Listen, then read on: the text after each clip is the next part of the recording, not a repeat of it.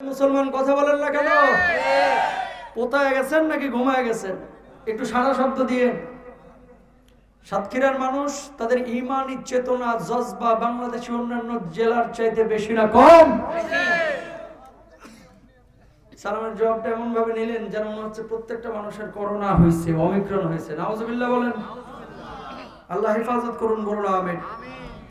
আল্লাহ রাসূল সাল্লাল্লাহু আলাইহি ওয়াসাল্লাম বলছেন কিয়ামতের আগে একটা বড় আলামত দেখা যাবে। সাহাবীরা বললেন, ইয়া রাসূলুল্লাহ, কি আলামত? আল্লাহর নবী বললেন যে মানুষ বেছে বেছে মানুষকে সালাম দেবে, আর সালামের জবাবটাও বেছে বেছে নেবে।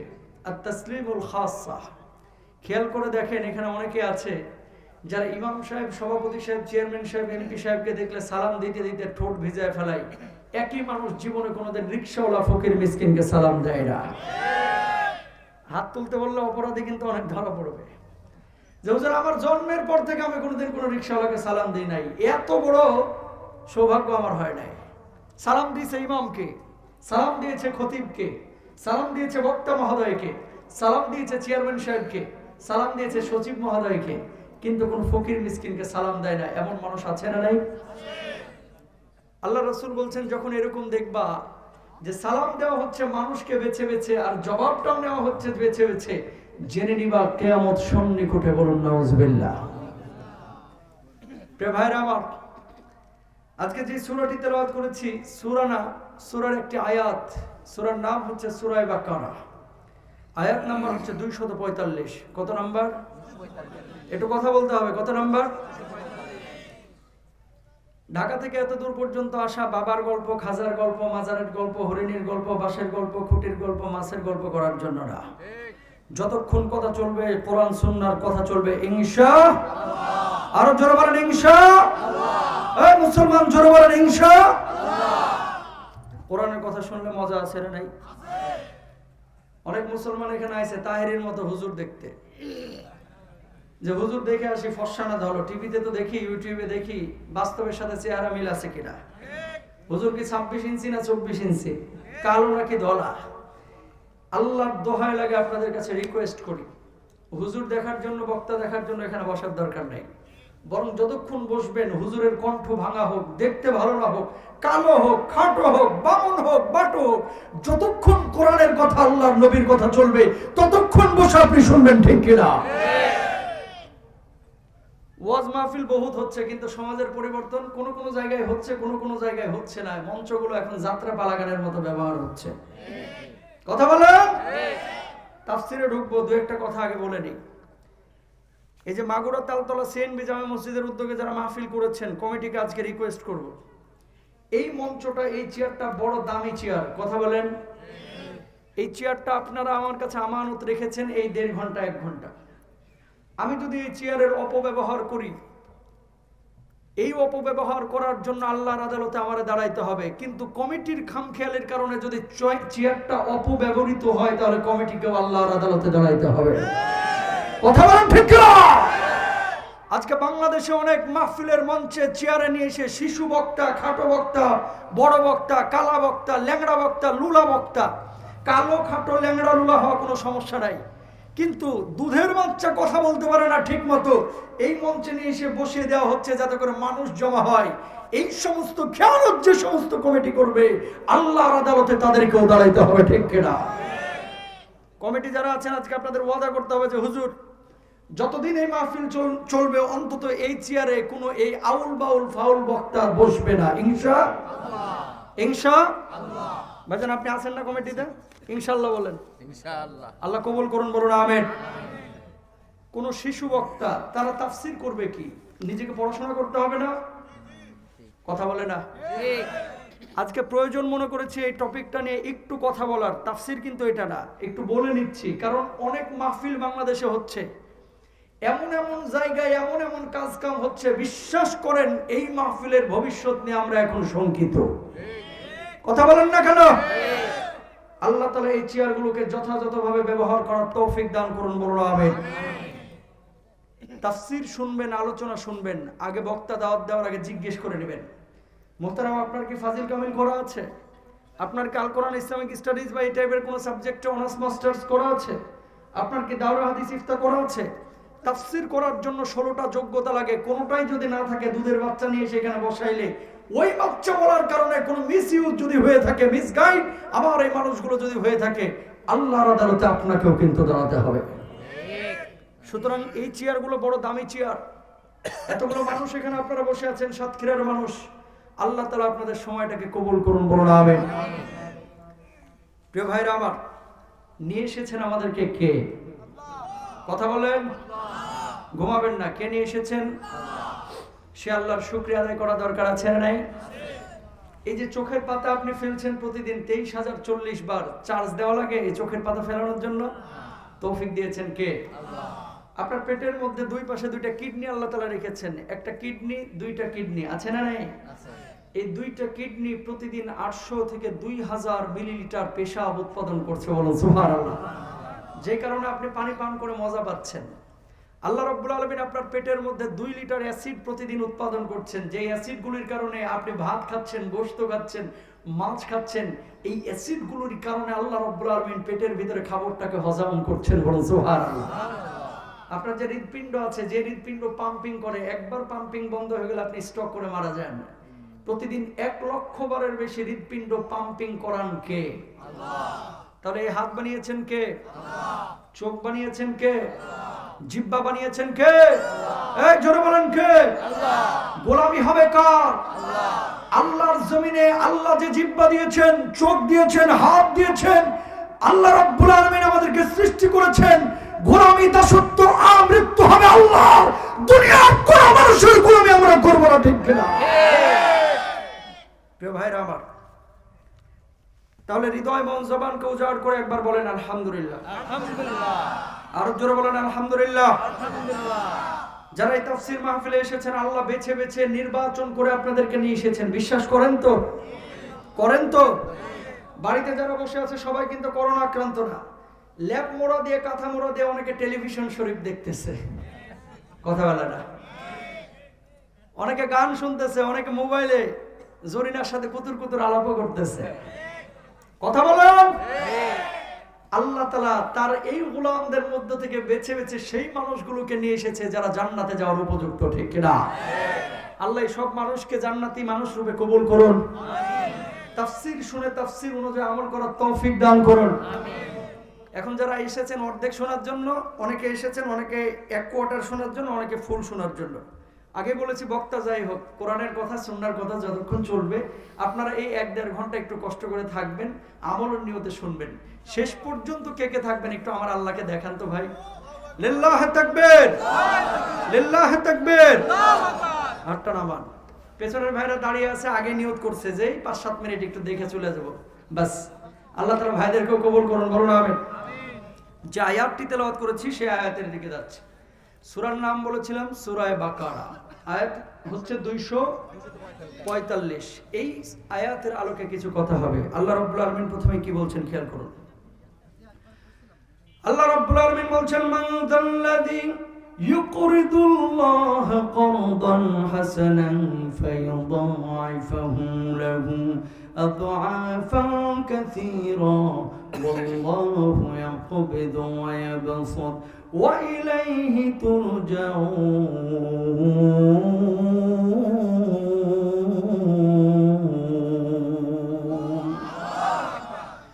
রাব্বুল আলামিন বললেন, দুনিয়ার বুকে আল্লাহ রাব্বুল আলামিনকে যে ঋণ দিবে, ঋণ আল্লাহ রাব্বুল আলামিনকে ঋণ দিলে এই ঋণের বদৌলতে আল্লাহ তাআলা কিয়ামতের ময়দানে দ্বিগুণ সওয়াব দিয়ে দিবেন, ফজিলত দিয়ে দিবেন, দ্বিগুণ ঋণের বদলা দিয়ে দিবেন, বলুন সুবহানাল্লাহ। রাব্বুল আলামিন দুনিয়ার বুকে কোনো মানুষকে যদি রিজিক প্রশস্ত দিতে চান, রিজিকের মধ্যে যদি আল্লাহ রাব্বুল আলামিন প্রশস্ততা দিতে চান, বিস্তর রিজিক দিতে চান, কেউ সেটাকে সংকট করতে পারে না, সংকটময় করতে পারে না, সংক্ষিপ্ত করতে পারে না। আর যদি আল্লাহ রাব্বুল আলামিন কোন মানুষের রিজিককে সংক্ষিপ্ত করে দেন, ওই রিজিকটাকে বাড়ানোর মতো দুনিয়ার বুকে আর কোনো ক্ষমতা কারো নাই, ঠিক কিনা?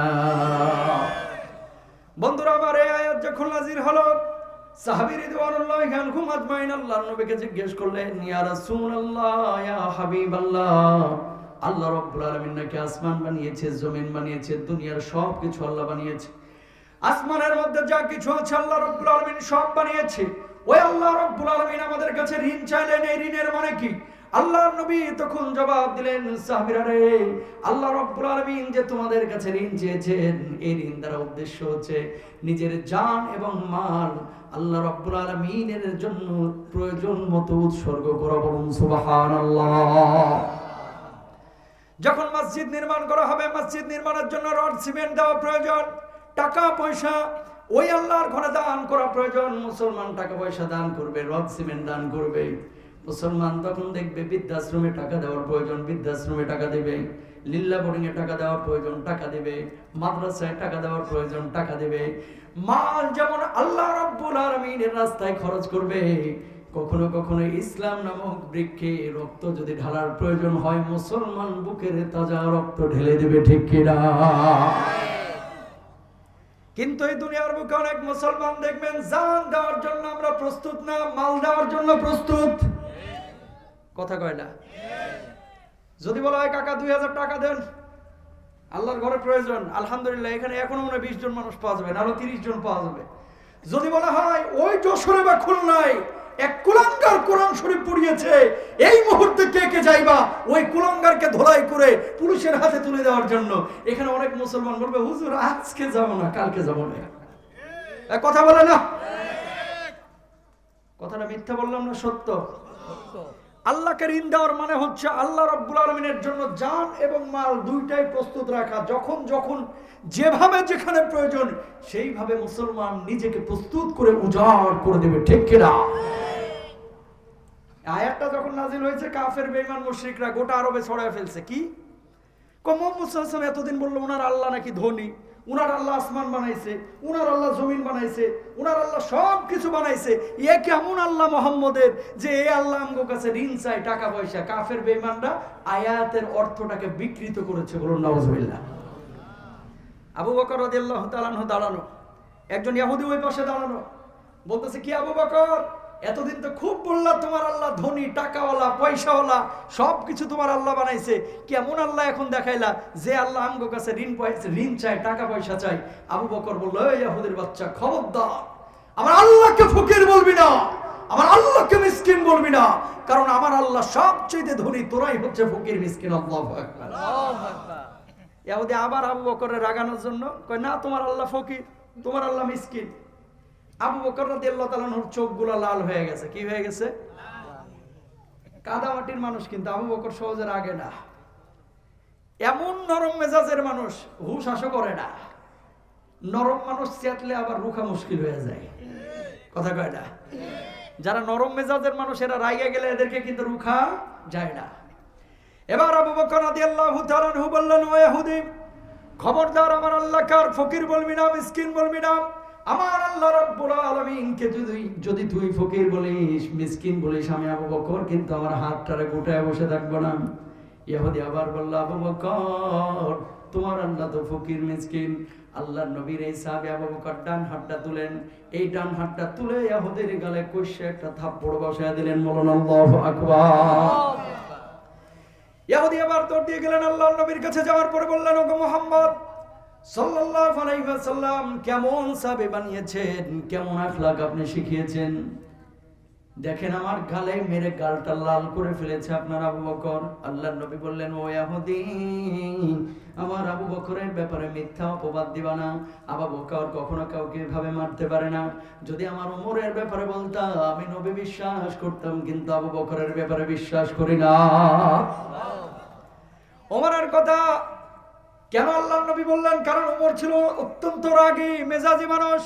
কথার আগে হাত চলতো। যখন ইসলামের বিপক্ষে কেউ অবস্থান নিয়েছে, কোরআনের বিপক্ষে অবস্থান নিয়েছে, সাইজ করে ছেড়ে দিয়েছে, বুঝাইছে, বুঝলে বুঝলো, না বুঝলে তারা ছেড়ে দিয়েছে। কিন্তু আল্লাহর নবীকে কেউ আঘাত করেছে, আল্লাহকে কেউ আঘাত করেছে, ওমর রাদিয়াল্লাহু তাআলা আনহু বসে থাকে নাই। ঠিক কিনা? আবু বকর সিদ্দিক রাদিয়াল্লাহু তাআলা আনহু আল্লাহর নবী ডাকলেন, আবু বকর, ইহুদি যে তোমার ব্যাপারে কথা বলছে, তুমি নাকি ইহুদির গালে থাপ্পড় মেরেছো, কি কারণে তুমি থাপ্পড় মেরেছো? আবু বকর রাদিয়াল্লাহু তাআলা আনহু বললেন, ও আল্লাহর নবী, আমি কখনো কোনো ইহুদিকে এমনি এমনি মারতে পারি না। ওই ইহুদি বারবার এই আয়াতের অপেক্ষা করেছে, মানদাল্লাযী ইউকরিদুল্লাহ করদান হাসানা, আল্লাহ নাকি আমার কাছে টাকা পয়সা চাইছে, আল্লাহ নাকি ওদের কাছে টাকা পয়সা চেয়েছে, বারবার আল্লাহরে ফকির বলেছে, মিসকিন বলে গালি দিয়েছে। এই জন্য আমি আবু বকর নিজেরে কন্ট্রোল করতে পারি নাই, তার গলে থাপ্পড় বসায় দিয়েছি। বলুন আল্লাহু আকবার। আল্লাহর নবী বললেন, আবু বকর, ওই ব্যক্তির গালে যে তুমি থাপ্পড় মেরেছো, সে যে আল্লাহ রাব্বুল আলামিনকে ফকির মিসকিন বলে গালি দিয়েছে, প্রমাণটা কি তোমারে দেখাইতে হবে? সাক্ষী নিয়ে আস। আবু বকর রাদিয়াল্লাহু তাআলা আনহু বললেন, ও আল্লাহর হাবিব, ওই জায়গায় ছিলাম শুধু আমি আর ওই ইহুদি, সাক্ষী আনবো কোত্থেকে? আল্লাহর নবী বললেন, আবু বকর, যদি তুমি এখন সাক্ষী আনতে না পারো, তাহলে তোমার গালে ওই ইহুদি একটা থাপ্পড় দিবে, কারণ এখানে আমার ইনসাফ কায়েম করতে হবে। আবু বকর বলছেন, ইয়া রাসূলুল্লাহ, ও যদি আমার গালে থাপ্পড় দেয়, যদি আমার জীবনটা নিয়ে নেয়, আমি আবু বকরের বিন্দু মাত্র কষ্ট হবে না, কারণ আমি আল্লাহর সম্মান ইজ্জত রক্ষার জন্য ওর গায়ে হাত তুলেছি। আল্লাহর নবী বললেন, না আবু বকর, সাক্ষী তোমার আনতে হবে, না হলে এক্ষুনি থাপ্পড় দিবে। আল্লাহর নবী যখন এই কথা বলছে, আরশে আজিমে আল্লাহ রাব্বুল আলামিনের কাছে গ্রিন সিগন্যাল চলে গেছে। বলুন আল্লাহু আকবার। আল্লাহ রাব্বুল আলামিন জিবরিল আমিনকে ডাকলেন, ও জিবরিল আমিন, আমার আবু বকরের গালে যারা ইহুদি হাত না দেয়, আমার হাবিব বিচার করছে, ইনসাফ কায়েমের জিন্দা করছে। আবু বকর সাক্ষী আনতে পারছে না, কারণ সেখানে কোনো সাক্ষী ছিল না। ও জিবরিল আমিন, আমার হাবিবের কাছে গিয়ে বলো, আবু বকরের সাক্ষী দুনিয়ার কোনো মানুষ নাই, বরং আবু বকরের সাক্ষী স্বয়ং আল্লাহ রাব্বুল আলামিন আরশে আজিম থেকে হয়ে গেছে। আল্লাহু আকবার ডারে পকেটে ঢোকা রাখেন তো আপনারা? গুনাহ হয় না কি এলাকায় আল্লাহু আকবার বললে? জোরে বলেন আল্লাহু আকবার। আরো জোরে বলেন আল্লাহু আকবার। নবী সাক্ষী চাইলো দুনিয়ার মানুষ, আর সাক্ষী দিচ্ছেন কে? আল্লাহ। আরো জোরে কে? আল্লাহ। এবার জিবরিল আমিন আল্লাহ রাব্বুল আলামিনের পক্ষ থেকে বিশ্ব নবীর কাছে আসলেন। আসার পরে বললেন, ইয়া রাসূলুল্লাহ, ইয়া হাবিবাল্লাহ, দুনিয়ার মানুষকে আপনি সাক্ষী চাচ্ছিলেন আবু বকরের পক্ষ নিয়ে, যে আবু বকরের পক্ষে কে সাক্ষী দিবে, ঘটনা সত্য কিনা?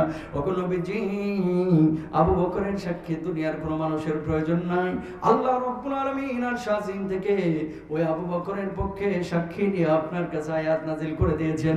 4 নম্বর পারা 13 নম্বর পৃষ্ঠা শুরুর আয়াত, লাকাদ সামিআল্লাহু কাওলাল্লাযীনা ক্বালু ইন্নাল্লাহা ফাকীরুন ওয়া নাহনু আগনিয়া।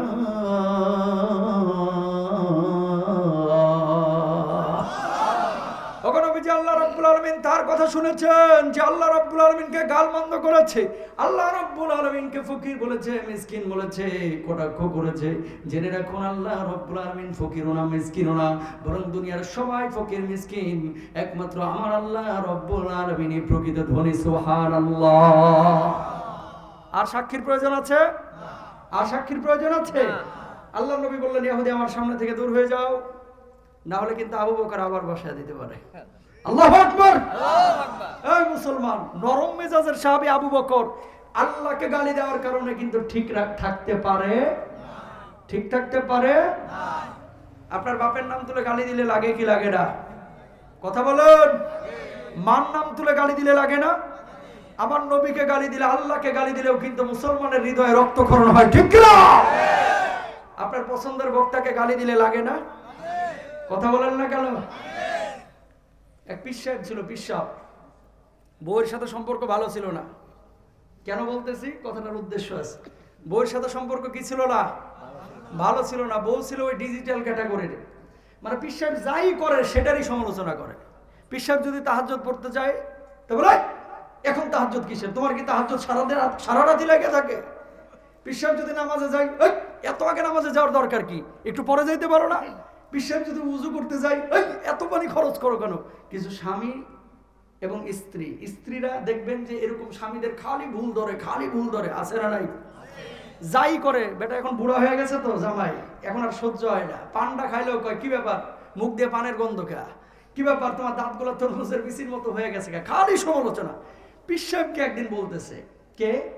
তার বউ। কই, কত পীর সাহেব দেখি যায় না, মাঝে বসে আকাশ দিয়ে উড়ে যায়, কি সুন্দর লাগে, তো তুমি দেখি এমন পীর কোনোদিন এরকম কারামত টারামত দেখাইতে পারলা না। তো বলতেছে, তুই কবে দেখছো? তুমি কবে দেখছো, তুই কবে দেখেছিস? যাই হোক, একটা বলেছে, বলছে যে গতকালকে দেখলাম ভোরবেলায় আমাদের বাড়ির ওপর দিয়ে একজন বিশ্বের কি সুন্দর জায়নামাজে বসে বসে উড়ে যাচ্ছে, কি তার কারামত, তুমি কি ঘোড়ার ডিমের পীর, নিজের তো এইভাবে জাহির করতে পারলে না। পিসাব বলতেছে তখন, কখন দেখেছো? কই এতটা সময়। আমি কি তখন বাড়িতে ছিলাম? কই না, তুমি ছিলা না। তা বললাম, যে পিসাবটারে দেখছো ওই পীরই তো আমি। কথা বোঝেন নাই? যে পিসাবরে দেখছো আকাশে উঠতে, ওই পীর কে? আমি। বউ তখন বলতেছে, এর লাগে তো কই ঘাটটা কিল্লেগা ডান দিকে বাঁকা হয়েছিল। কথা বোঝেন নাই? মানে যারে পছন্দ হয় না, এর যত ভালো তাফসিরি হোক, যত ভালো বয়ানি হোক, এই যা কিছু বলুক, এরা কিন্তু ভালো লাগবে না। কথা বলেন মুসলমান। মিজানুর রহমান আজহারী ভাই, আল্লাহ তাআলা উত্তম হায়াত দান করুক, ডক্টরেট ডিগ্রি সম্পন্ন করেছে, আলহামদুলিল্লাহ বলেন। পিএইচডি কমপ্লিট, ডক্টরেট ডিগ্রি অর্জন করলো।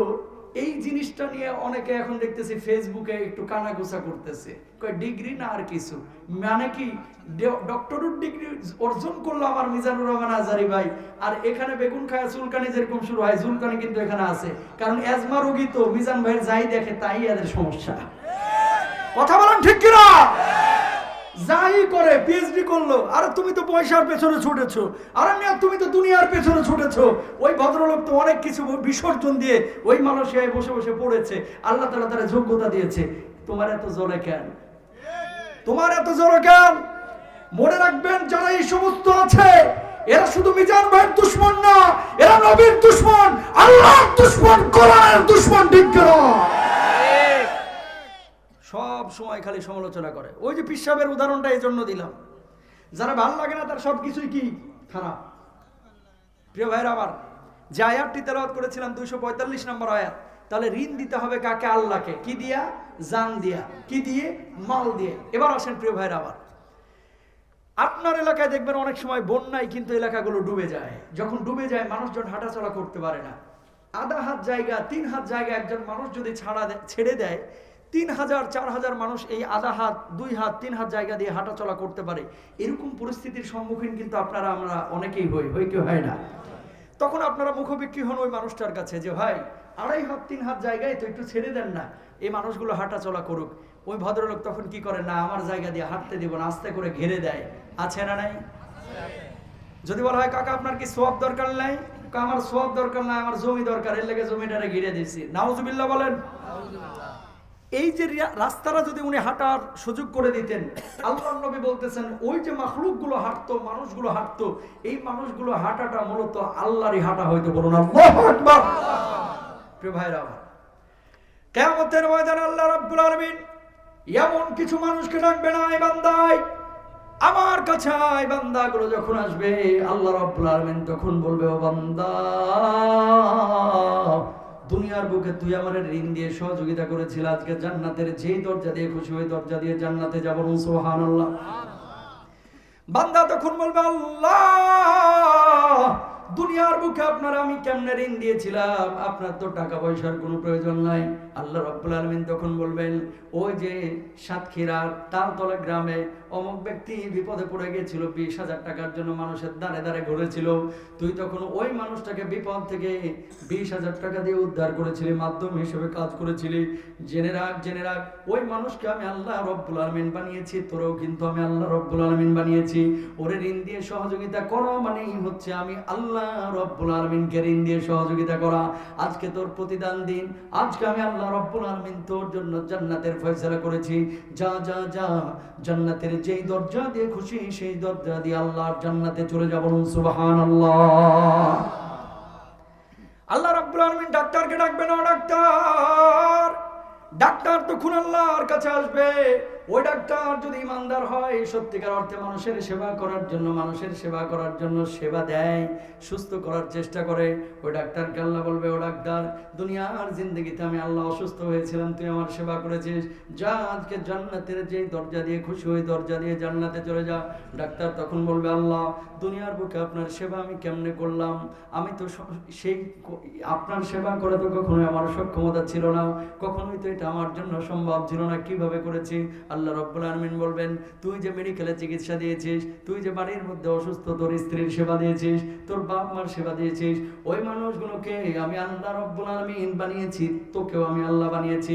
ওই মানুষগুলোকে সেবা দিয়ে তুই যে শুশ্রূষা করে সুস্থ করে তুললি, ওই মানুষগুলোর সেবা হয় না, বরং যেন আমি আল্লাহ রাব্বুল আলামিনের সেবা হয়েছে। বলুন সুবহানাল্লাহ। আল্লাহ রাব্বুল আলামিন কিছু মানুষকে ডাকবেন, ওই বান্দা এদিকে আয়। ওই মানুষগুলো যখন আসবে, আল্লাহ রাব্বুল আলামিন বলবে, তুই আমার জন্য গাছ লাগিয়েছিলি, মানে মানুষের জন্য গাছ লাগাইছিলি, তুই আমার জন্য রাস্তা বানিয়েছিলি, মানে আমার মানুষের জন্য রাস্তা বানিয়েছিলি, তুই আমার জন্য পুকুর খনন করেছিলি, মানে আমার জন্য পুকুর খনন করেছিলি। যা যা যা, জান্নাতের যেই দরজা দিয়ে খুশি সেই দরজা দিয়ে আল্লাহ রাব্বুল আলামিনের জান্নাতে চলে যাব। সুবহানাল্লাহ। আল্লাহর নবী বিশ্ব নবী রাহমাতুল লিল আলামিন বলছেন, আল্লাহর ঋণ দেওয়ার মানে হচ্ছে মানুষের সেবা করা, আল্লাহর জন্য জান উৎসর্গ করা, মাল উৎসর্গ করা। প্রিয় ভাইরা আমার, আপনারা আমার এলাকায় এখন খেয়াল করে দেখেন, এমন অনেক মানুষ আছে যারা 20,000 টাকা ঋণ দেয়, কিন্তু প্রতি মাসে 500 করে সুদ উঠায়। কথা কয় না রে? সাতক্ষীরায় একজনও সুদখোর নাই, ওই একজনও নাই। সুদ কমিটির সভাপতি অনেকে এখানে বসে রয়েছে। কথা বলেন, এই সুদ খাওয়া কি জায়েজ? কি বলবো, একটা এলাকায় ওয়াজে গেছি, হুজুর এখানে তো ছেলেরা সুদ খায়, মহিলারা ওই ডিম বিক্রি করে, লাউ বিক্রি করে, নুন্দা বিক্রি করে, ঘরের ছোটখাটো জিনিস বিক্রি করে, 3,000 4,000 যখন জমে, ওই মহিলারা আবার সালমা ভাবির কাছে যে 3,000 ঋণ দেয়। কয় ভাবিও, এই সময় তো ঋণ পাওয়া অনেক কঠিন, 3,000 টাকা তোমার দিলাম, প্রতি মাসে আমার 150 করে টাকা দিও। কথা কয় না? এরকম সুদ করা আছে না নাই? মনে রাখবেন, হারামে আরাম নয়। আপনার এলাকায় অনেক মানুষ দেখবেন 50 লক্ষ টাকা ব্যাংকে ফেলে রেখেছে, প্রতি মাসে 40,000 টাকা সুদ তুলে নিয়ে আসছে। আসার পরে দেখে বউয়ের অসুখ, নিজের অসুখ, পোলাপান খালি পালসারে গিয়ার মারতেছে, একটাও কথা শুনে না। 45,000 বাড়িতে নিয়ে আসে, ওই সুদের টাকা 40,000 খরচ, 5,000ও টিকে না, আবার মাস শেষে ঋণ করতে হয়। কথা কয় না? হারামে আরাম আছে। উল্টা দিকে চিন্তা করেন, ইমাম সাহেব বেতন পায় মাত্র 10,000 টাকা, 7,000 টাকা, 5,000 টাকা। একজন রিক্সা চালক কামাই করতেছে মাত্র 15,000, 20,000 টাকা। আবার একজন অটো চালক কামাই করতেছে 13,000, 14,000 টাকা।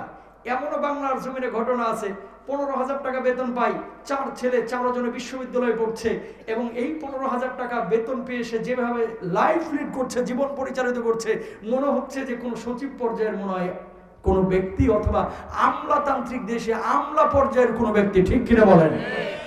মানে এমন পরিপাটি এমন আছে না নেই? যিনি হারাম খাচ্ছেন, সুদ নিয়ে আসছেন, আসলে তার হারামের মধ্যে বরকত নাই, এই জন্য টিকতে পারেন না। আর আল্লাহ রাব্বুল আলামিন যিনি হালাল খাচ্ছেন, উনার ওই হালাল টাকার মধ্যে ভরপুর বরকত দিয়ে দিয়েছেন। ঠিক কিনা মুসলমান? তাহলে আমাদের হালাল খাইতে হবে না হারাম খাইতে হবে? হালাল। জোরে বলেন। যারা সুদ খায় খেয়াল করে দেখবেন পেটগুলো মোটা হয়ে যায়। যেগুলো সুদ খায় দেখবেন ঠিক মতো ভাতও খাইতে পারে না। যেগুলো সুদ ঘুষ নিয়ে বড় হয়, বড় পয়সাওয়ালা হয়, এগুলো দেখবেন ট্যাবলেট 3টা 4টা করে খায়ও কিন্তু ঠিক মতো ঘুম আসে না। আর যেটা রিক্সা চালায়, সে রিক্সা চালানো যখন শেষ হয়, রাত্রিবেলা এসে আলু দিয়ে ডাল দিয়ে ভাত খায়, এমন ভাবে ঘুম পাড়ে, শোয়ার সঙ্গে সঙ্গে নাক ডাকা শুরু করে। কথা সত্য না মিথ্যা? তাহলে হারামে আরাম, হারামে আরাম। প্রিয় ভাইরা আমার, যৌতুক ত্যাগ করতে হবে, সুদ ত্যাগ করতে হবে, মানুষের সেবা করতে হবে। এখন আসেন, সাহাবীরা ঈমানের জন্য সবকিছু বিসর্জন দিয়েছে, কিন্তু ঈমান ছাড়ে নাই। আমরা ঈমানের দাবিতে সুদ ছাড়তে পারি না, ঈমানের দাবিতে ঘুষ ছাড়তে পারি না, ঈমানের দাবিতে আমরা মানুষের সেবা করতে পারি না। আল্লাহর নবীর একজন সাহাবীর নাম হচ্ছে আব্দুল্লাহ। আগে যখন ইসলাম কবুল করেন নাই, তার নাম ছিল আব্দুল উজ্জা। আল্লাহু আকবার বলেন। ওই সাহাবী আল্লাহর নবী বিশ্বনবী সাল্লাল্লাহু আলাইহি ওয়াসাল্লামের প্রতি ঈমান আনলেন। ঈমান আনার পরে নিজের চাচার কাছে গেলেন। চাচা ছিল মুশরিক, বাপ আগে মারা গিয়েছে। এবার চাচাকে গিয়ে বললেন, ও চাচা, মুহাম্মদ সাল্লাল্লাহু আলাইহি ওয়াসাল্লামের ধর্মের প্রতি আমি ঈমান এনেছি, আপনি আমাকে রাগ করবেন না, বকাঝকা করবেন না, আপনার ধর্ম আপনি পালন করেন, আমার ধর্ম আমি পালন করি। এবার চাচা বললেন, তোর এত বড় কলিজা, ছোট্ট ছেলে, তোর বাপ মারা গিয়েছে, তোর আমি লালন পালন করে বড় করেছি, আজকে মুহাম্মদ সাল্লাল্লাহু আলাইহি ওয়াসাল্লামের ধর্ম তুই গ্রহণ করলি, এত বড় সাহস তোর কি করে হলো? এবার ভাতিজা জবাব দিলে না, ওই আব্দুল্লাহ জবাব দিলেন, চাচা বড় হয়েছে আমি, ভালো মন্দ আমি বুঝতে শিখেছি, আমার কাছে আমার ধর্ম শুরু থেকেই ফেক মনে হয়েছে, এই জন্য মুহাম্মদ সাল্লাল্লাহু আলাইহি ওয়াসাল্লামের ধর্মের প্রতি আমি আকৃষ্ট হয়েছি। আমি ওই মুহাম্মদ সাল্লাল্লাহু আলাইহি ওয়াসাল্লাম আর আল্লাহর প্রতি ঈমান এনেছি। বলুন আল্লাহু আকবার। ওই চাচা তখন বলল, ভাতিজা ঈমান যদি তুই মুহাম্মদ সাল্লাল্লাহু আলাইহি ওয়াসাল্লামের উপরে আনিস তাহলে কিন্তু সবকিছু তুই হারাইবি। এই ভাতিজা জবাব দিল, চাচা দুনিয়ার সবকিছু আমি হারাইতে রাজি আছি, কিন্তু ঈমান হারাইতে আমি রাজি নাই। আল্লাহু আকবার। ওই চাচা তখন বললেন, ভাতিজা তোর বাপের যে সম্পদগুলো ছিল এই সম্পদ তুই আর পাবি না, তোর বাড়ি গাড়ি সবকিছু আমি ছিনিয়ে নিলাম, আজকে থেকে তোরে আমি বঞ্চিত করলাম। ওই আব্দুল্লাহ বলে, চাচা আমার বাড়ির দরকার নাই, আমার গাড়ির দরকার নাই, আমার সম্পদ দরকার নাই, আমার টাকা পয়সাও দরকার নাই। ও চাচা আপনি কি আমাকে আর কিছু বলবেন নাকি? ওই চাচা তখন বললেন, আমার বাড়ি থেকে বের হয়ে যা, খবরদার আমার সামনে তুই আর আসবি না।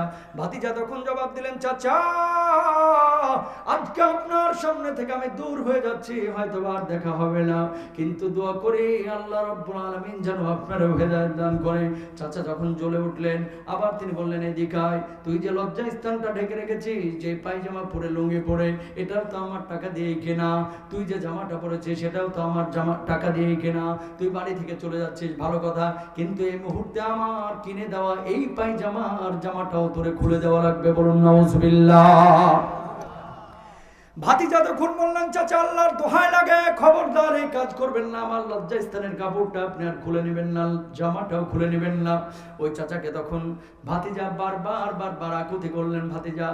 ভাতিজা বলার পরে আকুতি করার পরে চাচার মনটা একটু বিগলিত হলো না। চাচা বলল, না খুলে দিতে হবে অথবা ঈমান ছাড়তে হবে। এবার ভাতিজা লজ্জা স্থানের কাপড় দিয়ে দিলেন খুলে, এই জামাটাও খুলে দিলেন। উলঙ্গ হয়ে শীতের রাতে থরথর করে কাঁপতে কাঁপতে বুড়ি মার কাছে গিয়ে হাজির। বলুন আল্লাহু আকবার। মার কাছে গিয়ে বললেন, ও মা, দুনিয়ার বুকে সম্পদ হারালাম, বাড়ি হারালাম, গাড়ি হারালাম, আমার উটের খামার হারালাম, লজ্জাস্থানের কাপড়টাও হারাইলাম, আমি আমার জামা হারাইলাম, কিন্তু ঈমান আমি হারাইতে চাই নাই মা। ও মা, তোমার কাছে কি কোনো কম্বল হবে নাকি? মা তখন একটা কম্বল নিলেন, নেওয়ার পরে ওই ছেলেকে দিলেন যেটা ছেঁড়া কম্বল ছিল, কোনো মতো লজ্জাস্থানটা রাখলেন। ডাকার পরে আব্দুল্লাহ বিশ্বনবী রাহমাতুল লিল আলামিনের দরবারের দিকে, হুজরার দিকে রওনা হলেন। ঠিক যখন তাহাজ্জুদের ওয়াক্ত, শীতের রাত্রে থরথর করে আব্দুল্লাহ কাঁপছে, আল্লাহর নবীর ঘরের সামনে গিয়ে হাজির। আল্লাহর নবী বিশ্বনবী রাহমাতুল লিল আলামিন তাহাজ্জুদের নামাজের জন্য জাগ্রত হয়েছে। এমন সময় তিনি দেখলেন, আল্লাহর নবী খেয়াল করলেন দরজার ফাঁক দিয়ে কে যেন দাঁড়িয়ে থরথর করে কাঁপছে। আল্লাহর নবী বললেন, কে গো ওই জায়গায় দাঁড়িয়ে আছো এখন এই শীতের রজনীতে, উলঙ্গ অবস্থা, বিবস্ত্র অবস্থা, কে তুমি? কেন এখানে দাঁড়িয়ে, তোমার নাম কি? ওই সাহাবী বললেন, ইয়া রাসূলুল্লাহ, ইয়া হাবিবাল্লাহ, আমার নাম হচ্ছে আব্দুল্লাহ, আমার নাম ছিল আব্দুল উজ্জা, আপনি আমার নামটা পরিবর্তন করে আব্দুল্লাহ রেখেছেন। ওগো নবীজি, ঈমান আনার কারণে, ইসলাম আনার কারণে আমার কি অবস্থা দেখেন। আল্লাহর নবী বললেন, কি হয়েছে আব্দুল্লাহ? এই না কয়েকদিন আগে তুমি ইসলাম কবুল করলে, আজকে অবস্থা কেন? কবে আল্লাহর হাবিব, আমি ইসলাম আনার কারণে যে চাচার কাছে লালিত পালিত হয়েছে, এই চাচা আমার বাপের সম্পদ কেড়ে নিল, আমার লজ্জাস্থানের কাপড়টাও কেড়ে নিল, ওগো নবীজি আমার টাকা পয়সাও কেড়ে নিল, আমাকে অফার করলো সব কিছু ধরে দেওয়া হবে, ঈমানটা ছেড়ে দে। আমি ঈমান ছাড়তে রাজি হই নাই, বিবস্ত্র অবস্থায় উলঙ্গ করে আমার চাচা আমাকে বাড়ি থেকে বের করে দিয়েছে। ওগো নবীজি, দুনিয়ার সব কিছু হারাইলাম, কিন্তু ঈমান আমি হারাইতে পারবো না। কে? আব্দুল্লাহ। আল্লাহ নবী বলছে, তুই একটু দাঁড়া, আমি ঘরের মধ্যে থেকে আসছি। নবীজি সাল্লাল্লাহু আলাইহি ওয়াসাল্লাম ঘরের মধ্যে গেলেন। যাওয়ার পরে আল্লাহর নবীর ব্যবহৃত দুইটা চাদর নিয়ে আসলেন। নিয়ে আসার পরে আব্দুল্লাহর ঘাড়ের উপর একটা দিয়ে দিলেন, আর একটা লুঙ্গির মতো পেঁচায় দিলেন। আল্লাহর নবী বললেন, আব্দুল্লাহ, আজকে থেকে তোর নাম শুধু আব্দুল্লাহ না, তোর নামের সাথে একটা ডিগ্রি আমি দিয়ে দিলাম, লকব দিয়ে দিলাম, উপাধি দিয়ে দিলাম। আজকে থেকে তোর নাম হচ্ছে আব্দুল্লাহ যুল বাজাদাইন। বলুন সুবহানাল্লাহ। ডিগ্রিটা কি? দুই চাদরের অধিকারী আব্দুল্লাহ। কয় চাদরের অধিকারী? চাদর দুইটার মালিক কে? আল্লাহর নবী। দুই চাদর তারে দিয়ে দিল, নাম হয়ে গেল দুই চাদরের অধিকারী আব্দুল্লাহ। এবার আব্দুল্লাহ বলতেছে, ইয়া রাসূলুল্লাহ, সব কিছুই তো হারাইলাম, আমার বলতে আর কিছু নয়, আমি থাকবো কোথায়, খাবো কোথায়? আল্লাহ নবী বললেন আজকে থেকে তুই খাবি ওই যে গরিব সাহাবীরা মসজিদে নববীর পাশে বসে থাকে ওদের সঙ্গে খাবি, ওদের সঙ্গেই চলবি। আব্দুল্লাহ পরের দিন থেকে এত জোরে জোরে কোরআন তেলাওয়াত করতেছে, সাহাবীরা ঠিকমতো ঘুমাইতে পারে না। এবার নবীজির কাছে আসছে, আসার পরে বলতেছে আল্লাহ নবী এমন একজন সাহাবী দিয়েছেন যে এত জোরে কোরআন তেলাওয়াত করে আমরা ঠিকমতো ঘুমাইতেই পারি না। আল্লাহু আকবার। আল্লাহ নবী বললেন সাহাবীরা রে খবরদার, ওই আব্দুল্লাহ জোরে কোরআন পড়ার কারণে দাঁড়ায় তোরা বকাঝকা করবি না, কেউ গালমন্দ করবি না, তার উপরে কেউ রাগ দেখাইবা না, বরং আল্লাহ রাব্বুল আলামিন ওর ভিতরে এমন জ্বালা তৈরি করে দিয়েছেন, হেদায়েতের আলো জ্বেলে দিয়েছেন যে কোরআন তেলাওয়াত করলে সে ঈমানের স্বাদ পায়। এই জন্য আল্লাহর কালামকে সে জোরে জোরে পড়ে, বলুন সুবহানাল্লাহ।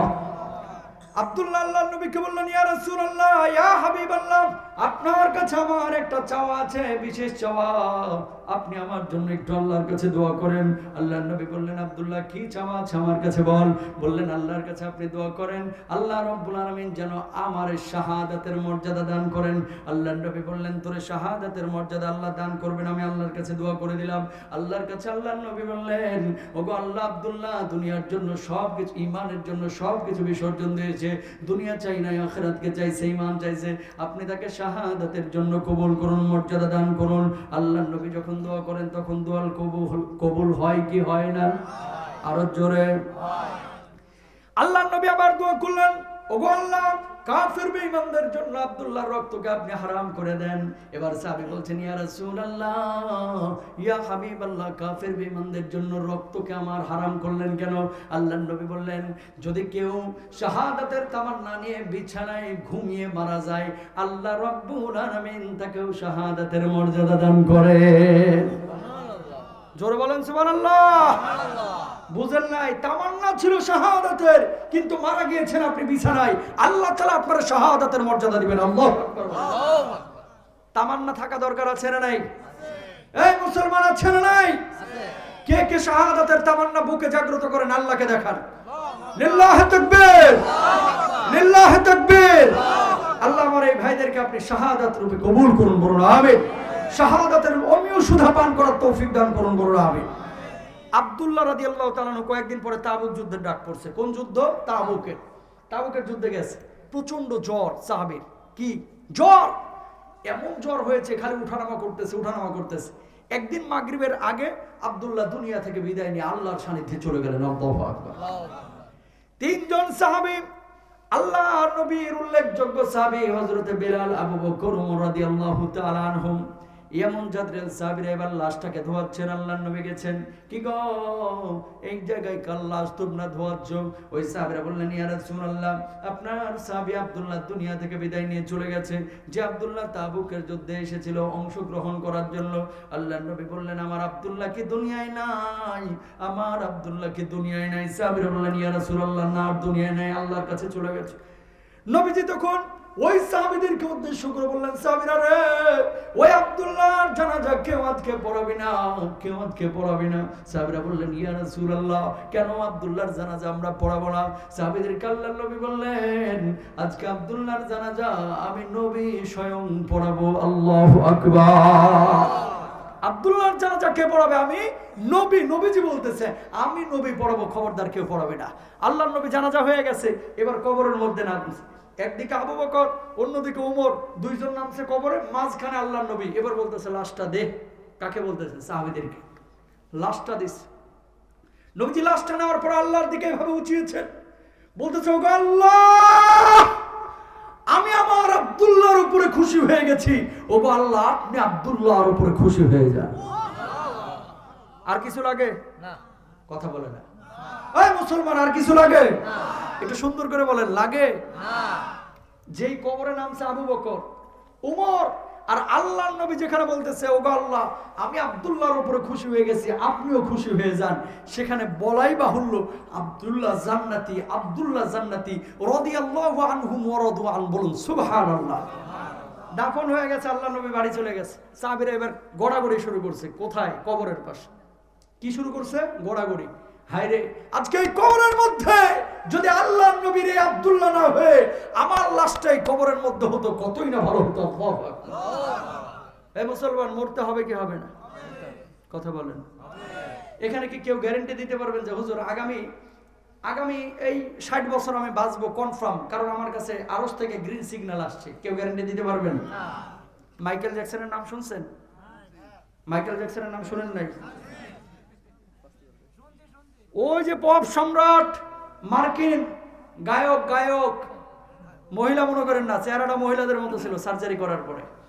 মাইকেল জ্যাকসনের টার্গেট ছিল যে আমি 150 বছর পৃথিবীতে টিকবো। কয়শো বছর? নাউজুবিল্লাহ বলেন। তো 150 বছর টিকার জন্য তো খাবার দাবার ভালো খাইতে হবে, সবসময় পরীক্ষা নিরীক্ষার উপরে থাকতে হবে, কারণ হার্টের মধ্যে কখন ব্লক পড়ে না পড়ে এগুলো দেখাশোনা করতে হবে না। 11 জন চিকিৎসক নিয়োগ দিল। এদের কাজ ছিল কি? প্রতিদিন মাইকেল জ্যাকসন সকালবেলা যখন বের হবে চুল থেকে পায়ের নখ পর্যন্ত পরীক্ষা নিরীক্ষা করা, যে সারা রাতে কোনো জীবাণু তার শরীরের মধ্যে ঢুকছে কিনা। কথা বুঝেন নাই? 8 জন 10 জন মানুষ তারা মেহনত করতো কি, যে মাইকেল জ্যাকসন যে খাবারটা খাবে এই খাবারটার ভিতরে কোনো ধরনের কেমিক্যাল ফরমালিন আছে কিনা। ল্যাবে খাবার পরীক্ষার পরে তার সামনে দেওয়া হতো। রাত্রিবেলায় যখন ঘুমাইতো তখন কৃত্রিম অক্সিজেন তাকে সরবরাহ করা হতো, যাতে করে শ্বাস প্রশ্বাসে কোনো সমস্যা না হয়। আপনারা তো এখন হাতে মাস্ক, এই হাত মোজা পরেন, তারপর মাস্ক এখন পরেন।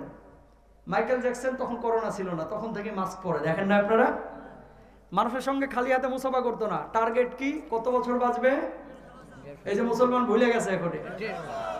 যা বুঝলাম যে ওয়াজ যাই করতেছি, আসলে ওয়াজ শেষে এখানে মনে হয় দাফন করে বাড়িতে যাবে সব।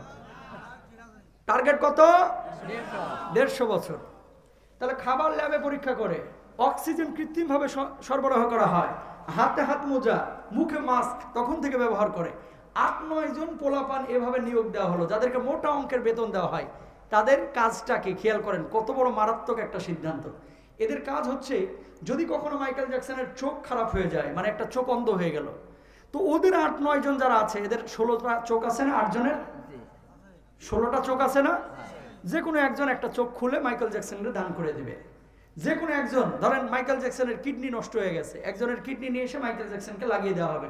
এরকম 8-10 জন ছিল যাদেরকে বেতন দিয়ে পালা হতো মোটা অঙ্কের, যে কোনো ধরনের অঙ্গ প্রত্যঙ্গ যদি মাইকেল জ্যাকসনের ক্ষতিগ্রস্ত হয় তাহলে তাদের অঙ্গ প্রত্যঙ্গগুলো কেটে মাইকেল জ্যাকসনের বডিতে ফিট করে দেওয়া হবে। নাউজুবিল্লাহ বাড়িতে গিয়ে বলেন না, বাড়িতে গিয়ে বলেন জায়েজ আছে? জায়েজ আছে? বাংলাদেশে কিছু বুদ্ধিজীবী দেখবেন চান্দি খালি, চান্দি কি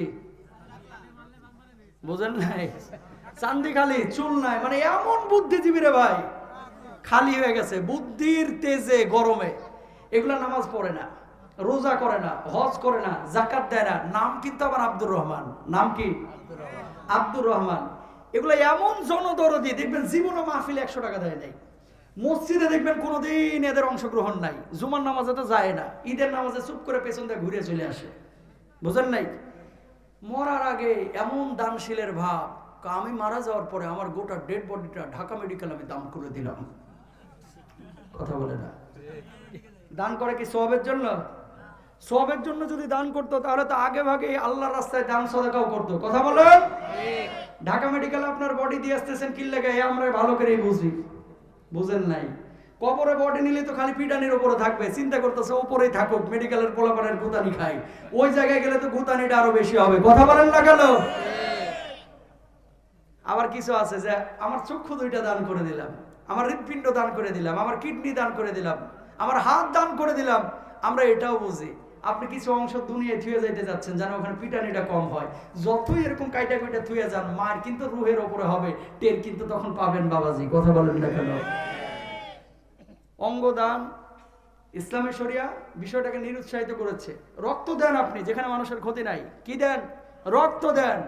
কিন্তু এমন অর্গান আপনি দান করবেন যে নিজে হুমকির মধ্যে পড়ে যাবেন, এটা আপনার জন্য জায়েজ নাই।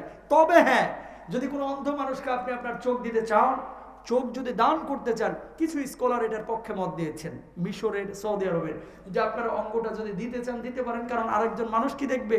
দুনিয়ার আলো দেখবে। কিন্তু এখানেও প্রশ্ন আছে। আপনি চোখ 2টাকে ব্যবহার করেছেন সারাদিন কোরআন তেলাওয়াতে, চোখ 2টোকে ব্যবহার করেছেন আল্লাহর সৃষ্টি দেখে, কোনো আজে বাজে নারীর দিকে তাকান নাই, মোবাইলে ফেসবুকে আউল বাউল ফাউল জিনিস দেখেন নাই। কিন্তু যারা চোখ 2টা দান করলেন, এই বেটা যে চোখ 2টারে ভালো কাজে ব্যবহার করবে, গ্যারান্টি কি আছে? কথা বলে না? তাহলে কিয়ামতের ময়দানে যখন হিসাব হবে আল্লাহ বলবে এই চোখের মালিক কে রে? কয় চোখের মালিক আল্লাহ আব্দুল সামাদ। কই তারপরে? কয় আল্লাহ 60 বছরে যখন মারা যায় এটার মালিক হয়েছে আব্দুল করিম। কই কার বেশি গুনাহ হয়েছে? কয় আব্দুল করিম তো নিয়ে সারাদিন মমতাজের গান শুনছে। কথা বলেন না কেন? মায়ের হবে কি হবে না? উদাহরণ দিলাম মমতাজের কথা, কিন্তু উদ্দেশ্য হচ্ছে অনেকে আজে বাজে জিনিস ইউটিউবে ফেসবুকে দেখে। প্রিয় ভাইরা আমার, কথা হচ্ছে যে এই যে জিনিসগুলো আপনি দেখছেন খারাপ জিনিস, এই চোখ দিয়ে, চোখটা বানাইছে আল্লাহ তাআলা। আল্লাহ তাআলা বলবে এই চোখ যে আমি দিলাম কতটুকু আমার জন্য তুই কাজ করেছিস আজকে হিসাব দে। ইন্নাস সামা ওয়াল বাসার ওয়াল ফুয়াদা কুল্লু উলাইকা কানা আনহু মাসউলা। আপনার হাত, চোখ সব কিছু সেই দিন কিন্তু কিয়ামতে জিজ্ঞাসিত হবে, ঠিক কি না? সুতরাং অঙ্গ আপনি দিয়ে যাচ্ছেন, মনে করতেছেন যে আমি পার পেয়ে যাব। মাইকেল জ্যাকসনের কথা থেকে কথা আসছে যে 150 বছর বাঁচার টার্গেট ছিল, 8-9 জন রাখলো যারা অঙ্গ প্রত্যঙ্গ তাকে দান করবে। কিন্তু কি হইল? ওই 8-9 জনের জায়গায় থেকে গেল, ডাক্তাররা ডাক্তারের জায়গায় থাকলো, তার কৃত্রিম অক্সিজেন সরবরাহ করা সেই যে বিছানার জায়গায় থেকে গেল। মাইকেল জ্যাকসনের জীবন গাড়িটা মাত্র 50 বছর বয়সে স্টপ হয়ে গেল। আল্লাহু আকবার বলেন। কত বছরে? মাত্র 50 বছর বাঁচছিল, টার্গেট ছিল 150 বছর। আল্লাহ বলল রাখ, এক্ষুনি থাম। আল্লাহর সাথে চ্যালেঞ্জ করে কি পারা যাবে? ব্রাজিলের একজন প্রেসিডেন্ট একবার ভোটে দাঁড়াইলো, দাঁড়ানোর পরে বলতেছে এবার আমার আর কেউ হারাইতে পারবে না, 5 লক্ষ ভোট অতিরিক্ত পেয়ে আমি জিতবো। চ্যালেঞ্জ করলো ঈশ্বরে। কারে? ঈশ্বরে, মানে খ্রিস্টান তো আল্লাহর আর কি। ভোটে আল্লাহ তাআলা জিতাইছে 5 লক্ষ ভোটে। সত্যি যেদিন শপথ গ্রহণ করবে তার একদিন আগে স্টক করে দুনিয়া থেকে বিদায়। আল্লাহু আকবার বলেন। ব্রাজিলের আরেকজন কবি, গায়ক, দার্শনিক এরকম মঞ্চে সে গান গাইতেছে। দেখবেন মঞ্চে যখন অনেকে গান গায়, ওরে বাবারে বাবা, পোলাপনো কোমর দুলে দুলে নাচে। মঞ্চে যিনি গাইতেছে এও কি যে নাচা নাচে। তো নাচতে নাচতে এক পর্যায়ে সিগারেট খাওয়ার ইচ্ছা হলো। ওনার নাম হচ্ছে এগনোর মিরিন্ডা গামুজা। নাম কি? এগনোর মিরিন্ডা গামুজা। তো এইভাবে সিগারেট ঠাই না একটা টান নিজে নিয়ে নিচে ফুকলো, মানে ধোঁয়াগুলো ছাড়লো, আর একটা টান দিয়ে আকাশের দিকে করে ধোঁয়া ছাড়ে বলতেছে গড এটা তোমার জন্য আমি উৎসর্গ করলাম। আল্লাহ বলতেছে তামাশা করস খারা। মাত্র 32 বছর বয়সে গোটা ফুসফুসটা আল্লাহ তাআলা পৌঁছায় দুনিয়া থেকে বিদায় করছে। আল্লাহু আকবার বলেন। ইগনোর মেরিন্ডা গামুজা দুনিয়া থেকে শেষ। টাইটানিক যখন বানানো হলো, ওই যে জাহাজ, নির্মাতাকে জিজ্ঞেস করা হলো এর সক্ষমতা কতটুকু। বলতেছে এর সক্ষমতা এতটুকু যে ঈশ্বরও যদি এটা ডুবাইতে চায় সহজে ডুবাইতে পারবে না। আল্লাহ বলতেছে একটু নামা না, পদ্মায় নামানো লাগবে না, এর চেয়ে ছোট কোনো নদী থাকলে এখানে নামা। একটু নামাইছে সাগরে। আল্লাহ বলতেছে আমার হাত দেওয়া লাগবে না, একটা বরফ খণ্ড দিয়ে ধাক্কা মেরে গোটা টাইটানিক শেষ। আল্লাহু আকবার বলেন। আল্লাহর সাথে চ্যালেঞ্জ করা যাবে? পারা যাবে? কুলে ওঠা যাবে? প্রিয় ভাইরা আমার, মাইকেল জ্যাকসন 150 বছর বাঁচতে পারে নাই, আপনিও বাঁচবেন না। আপনি খেয়াল করে দেখেন, আপনার বাপ চলে গেছে, আপনার মা চলে গেছে, আপনার দাদা দাদি চলে গেছে। আপনি কি একটু ক্যালকুলেশন করেন না? হিসাব নিকেশ করেন না? এত মানুষকে আমি দাফন করলাম, কার আশায় কার মায়ায় এত আয়োজন আমি করছি। আরে আপনি খেয়াল করে দেখেন আপনার এলাকায় অনেক মুরব্বী মানুষ আছে, যখন মারা যায় আল্লাহ রাব্বুল আলামিন কোরআনুল কারীমে কি বলছে শুনেন।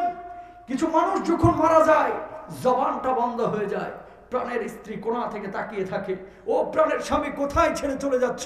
ওই সন্তানটা কোণা থেকে তাকিয়ে থাকে, আব্বা তুমি কোথায় চলে যাচ্ছ আমাদেরকে ছেড়ে। কাকে আমরা আব্বা বলবো? কে আমাদের দেখাশোনা করবে? আমাদের কে দেখভাল করবে? বাপ তখন ওই যে রূহ কবজ শুরু হয়েছে, খেয়াল করে যে আমার সন্তান আমাকে ডাকছে, আমার স্ত্রী আমার জন্য কান্না করছে, আমার মেয়েটা আমার জন্য আব্বা আব্বা করে কাঁদছে, বুক ফাটা আর্তনাদ তার ভিতরে শুরু হয়। ও মালাকুল মাউত তুই আমার নিস না, দুনিয়ার বুকে 60 বছরের জিন্দেগি পেয়েছি, আমি তো এখনো নিজেকে প্রস্তুত করতে পারি নাই। ও মালাকুল মাউত আমাকে আরেকটু সময় দাও, আরেকটু সময় দাও, 2টা দিন সময় দাও, 10টা মিনিট সময় দাও, আমি আল্লাহর কাছে ক্ষমা চাই, আমি আল্লাহর কাছে একটু মাফ চাই। মালাকুল মাউতের জবাবটা তখন কি হয় দেখেন। আল্লাহ রাব্বুল আলামিন বলছেন হাত্তা ইযা জাহাদাহুমুল মাউত ক্বালা রাব্বিরজিউন লাআল্লি আ'মালা সালিহান ফীমা তারাকতু কাল্লা। এই দুনিয়ার মানুষ, আজকে রূহ কবজ শুরু হয়েছে, তুই বলছিস মাত্র 2 দিন সময় দিতে, তুই বলছিস মাত্র 3 দিন সময় দিতে, তুই বলছিস মাত্র 10 দিন সময় দিতে, 10টা মিনিট সময় দিতে। আর আমি আল্লাহ কি তোর 60 বছরের জিন্দেগি দিই নাই? আমি আল্লাহ কি তোর 30 বছরের জিন্দেগি দিই নাই? ও মুসলমান, আপনার মৃত্যুর সময় যে আপনার কবরে যন্ত্রণা হবে না, আপনি কেমনে বোঝেন আপনার কবরে যন্ত্রণা হবে না? মালাকুল মউত যখন রূহ কবজ করবে ভাই, থাবা মেরে ধরবে। হাদিসের মধ্যে আসছে রূহটা কবজ করার জন্য চিপ পড়া হবে। মানুষের রূহটা মাথার দিকে দৌড়িয়ে চলে যাবে, আবার বেলুনের মতো মাথায় চিপ পড়া হবে। কাফের বেঈমান পাপিষ্টের রূহটা যখন পায়ের দিকে চলে যাবে, আল্লাহর নবী বলছেন তখন ছিঁড়ে ফিটে তার ভেতর থেকে রূহটাকে কবজ করা হবে। আপনি বুঝেন না কত মানুষ মারা গেল আপনার পাশে? আপনি তার কষ্ট দেখে তাকে অনেক সময় পানি দিয়েছেন, পানিটা মুখে দিয়েছেন, ও গিলার সক্ষমতা তার পর্যন্ত থাকে না, 2 ঠোঁটের কোণা দিয়ে পানিটা বের হয়ে যায়। কথা বলেন, আপনি জানেন না আপনার বাবাটা যখন মারা গেছে, যেই বাবার একটা হুঙ্কারে আপনারা 4 ভাই পালিয়ে যেতেন, যেই বাবার হুঙ্কারে গোটা এলাকা থরথর করে কাঁপত, ওই বাবাটা কেমন যেন নিথর দেহে পড়েছিল, বেলবেলায় তাকায় ছিল আপনার দিকে, কোনো কথা বলতে পারে না। এই পরিস্থিতি আপনারও হবে, আমারও হবে। আপনাকে কে গ্যারান্টি দিয়েছে যে আপনার রূহ কবজের সময় যন্ত্রণা হবে না? আপনাকে কে গ্যারান্টি দিয়েছে যে আপনার রূহ কবজের সময় কোনো কষ্ট হবে না? আল্লাহ নবীর যখন রূহ কবজ করা হচ্ছে, আম্মা জান আয়েশা পাশে দেখে আল্লাহ নবীর কপালটা বারবার ঘেমে যাচ্ছে। আল্লাহ নবী মালাকুল মউতকে বললেন, ও মালাকুল মউত, আমার বুকের উপরে মনে হচ্ছে তুমি উহুদ পাহাড়টা চেপে ধরেছো। আল্লাহ নবীর যদি এরকম কষ্ট হয়, আপনার আমার কষ্টটা কেমন হতে পারে? প্রিয় ভাইরা আমার, আল্লাহু আকবার। আপনি মারা যাবেন, আপনার লাশ নিয়ে যাওয়া হবে, ওয়াজ বেশি প্রয়োজন নাই। মানুষের পরিবর্তনের জন্য 1-2টা কথাই যথেষ্ট। মুসলমান সতর্ক হন আজকে সাতক্ষীরাবাসী। আপনি যখন মারা যাবেন না, আপনার লাশটা ঘর থেকে বের করবে, আপনার নাম থাকবে আব্দুল কুদ্দুস, আব্দুর রহিম, আপনার নাম থাকবে মুস্তাফিজ রাহবানি, আপনার নাম থাকবে আব্দুস সামাদ। মানুষ তখন নাম ধরে কেউ ডাকবে না, বলবে ঘর থেকে লাশটা বের কর। আপনার লাশটা বের করা হবে, বাড়িতে উঠানে অথবা ফাঁকা জায়গায় রাখা হবে, সন্তানগুলো কান্না করবে, লাশটা নিয়ে যাওয়া হবে গোরস্থানে। বাচ্চাগুলো যখন লাশটাকে নিয়ে যাবে, বাবা আওয়াজ পাবে, সন্তানকে বারবার বলবে, ও প্রাণের সন্তান, 30 বছর 40 বছর তোর জন্য এত কষ্ট করলাম, আরে আমি কি তোর জন্য বাড়ি বানাই নাই? আরে আমি কি তোর জন্য গাড়ি রাখি নাই? আরে আমি কি তোর জন্য এই যে জায়গা জমি রাখি নাই? তুই আমার কেন কবরে নিয়ে যাচ্ছিস? ও সন্তান, তুই আমার কবরে নিস না, আমি একা থাকতে পারি।